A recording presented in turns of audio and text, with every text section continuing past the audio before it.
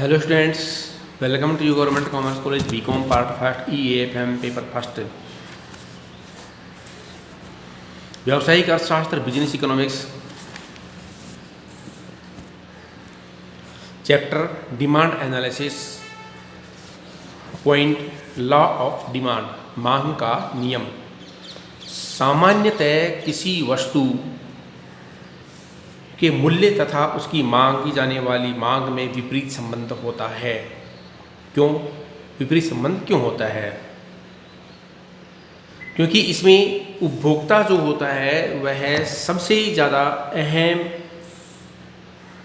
भूमिका निभाता है वस्तु की कीमत, तो उसके ऊपर विशेष ध्यान देता है। उपभोक्ता वस्तु की कीमत को विशेष ध्यान में रखते हुए क्रय विक्रय की प्रक्रियाएं आयोजित करता है।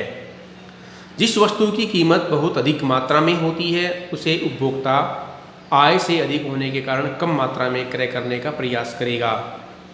जिस वस्तु की कीमत बहुत कम होती है और आय बहुत अधिक हो तो उसे उपभोक्ता अधिक से अधिक मात्रा में क्रय करने का प्रयास करेगा। क्यों? क्योंकि जब उपभोक्ता के पास आय कम होती है और खर्च ज़्यादा होता है तो उसकी पूर्ति कैसे करे? इसके लिए महंगी वस्तु को क्रय नहीं कर पाता। जब उपभोक्ता के पास में आय बहुत अधिक होती है और उसको व्यय करने के लिए मुद्रा कम खर्च करनी पड़ती है तो वह बहुत अधिक मात्रा में वस्तु का परचेज कर सकता है, क्रय कर सकता है, उपभोग कर सकता है। तो सबसे इम्पोर्टेंट बात यह है कि जब वस्तु की कीमत बहुत अधिक मात्रा में होती है तो हम वस्तु को कम मात्रा में खरीदते हैं। वस्तु की कीमत जैसे जैसे कम होती जाएगी वैसे वैसे हम उसकी मात्रा को अधिक क्रय करने लग जाते हैं, क्योंकि हमारे पास में जो इनकम होती है वो लिमिटेड होती है। लिमिटेड इनकम से maximum expenses and consumption and utility प्राप्त की जा सकती है। उसके लिए फिर हमें ये देखना पड़ेगा कि हमें सेविंग भी करना है, बचत भी करनी है, इन्वेस्टमेंट भी करना है और साथ साथ में एक्सपेंसेस भी करने हैं, कंजम्पशन भी करना है।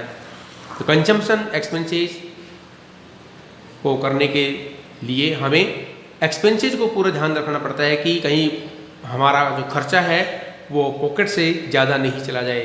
इसके लिए हम वस्तु को तभी ज़्यादा खरीदेंगे जब उसकी कीमत हमारे बजट में आ सकती हो।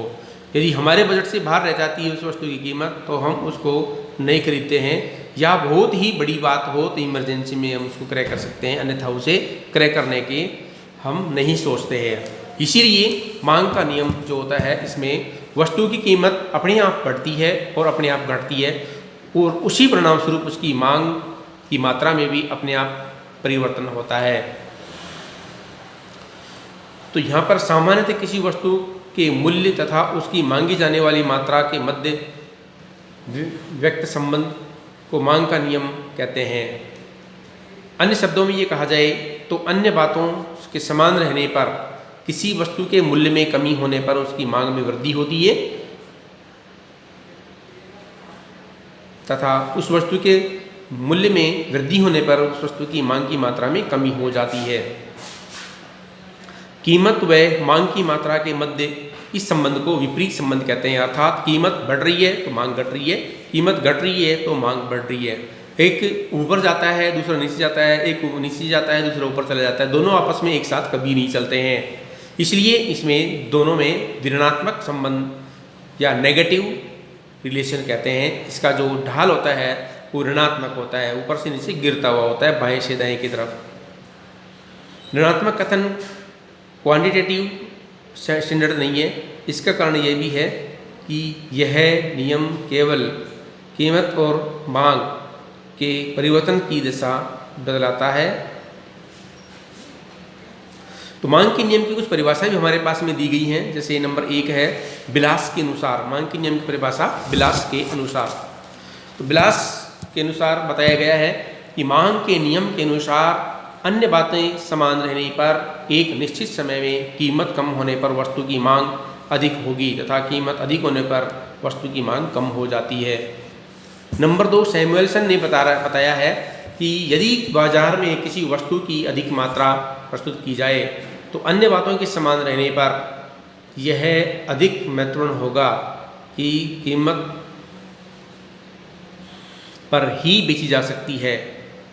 मार्शल ने भी परिभाषा दी है, तो प्रोफेसर मार्शल के अनुसार किसी वस्तु की अधिक मात्रा को बेचने के लिए उसकी कीमत कम करनी पड़ेगी और वस्तु की, ताकि उसके अधिक क्रेता मिल सके। अन्य बातों में कीमत के गिरने से मांग में वृद्धि नहीं होती है। तो इस प्रकार से अन्य बातें समान रहने पर किसी वस्तु अथवा सेवा के मूल्य में वृद्धि होने पर उसकी मांग की मात्रा में कमी हो जाती है, उसके मूल्य में कमी होने पर मांग की मात्रा में वृद्धि हो जाती है। तो इसे मांग का नियम कहते हैं।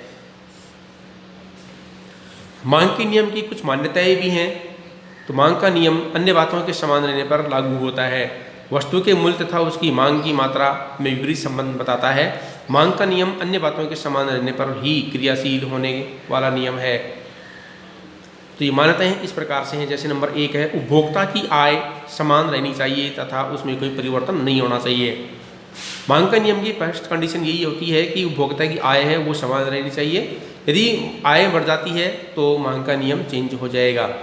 नंबर 2, उपभोक्ता की रुचि, स्वभाव, पसंद, फैशन आदि में कोई परिवर्तन नहीं रहना चाहिए। संबंधित वस्तुओं की कीमतों में कोई परिवर्तन नहीं होना चाहिए। किसी नवीन स्थापना गृह का उपभोक्ता को ज्ञान नहीं होना चाहिए। भविष्य में वस्तु की कीमत में परिवर्तन की संभावना नहीं हो की जानकारी नहीं होनी चाहिए। वस्तु की प्रकृति प्रतिष्ठामूलक या दिखावटी नहीं होनी चाहिए। उसका कोई सामाजिक प्रतिष्ठा की भावना से जागृत होनी चाहिए। जनसंख्या के आकार, आयु, संरचना तथा लिंग अनुपात में कोई परिवर्तन नहीं होना चाहिए। वस्तु की किस्म में कोई परिवर्तन नहीं होना चाहिए। सामान्यतः समाज में आय तथा संपत्ति के वितरण डिस्ट्रीब्यूशन में कोई परिवर्तन नहीं किया जाना चाहिए। ये सभी की सभी बातें हैं एक समान एक जगह स्थिर रहनी चाहिए। इसमें कोई परिवर्तन हो जाता है तो फिर हमारा मांग का नियम है उसका हम पूरे से पूरा अवलोकन नहीं कर पाएंगे और हमारा ये जो मांग का नियम है इसकी पूर्ण व्याख्या नहीं हो पाएगी। ठीक है, धन्यवाद।